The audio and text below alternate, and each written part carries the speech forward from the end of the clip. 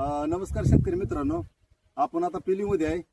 आमच्या पिलीचे सुपुत्र राजपूत साहेब यांच्या शेतामध्ये आहे. मित्रांनो, आपण आता 1 एकर बटाट्याचं नियोजन केलेलं आहे. तरी सरांनी काय केले, सुरुवातीला रानाची नांगरटी केली, आडोबं फुनून घेतलं आणि ज्या टायमाला आपल्याला रांगोळी शेणखताची घालायची असते, रांगोळ किंवा कंपोस्ट असेल किंवा इतर घटक असतील, ती न टाकता त्यांनी काय केलंय, असं रानामध्ये पूर्ण बेस म्हणजे मिक्स करून टाकलेलं आहे आणि रासायनिक खताचा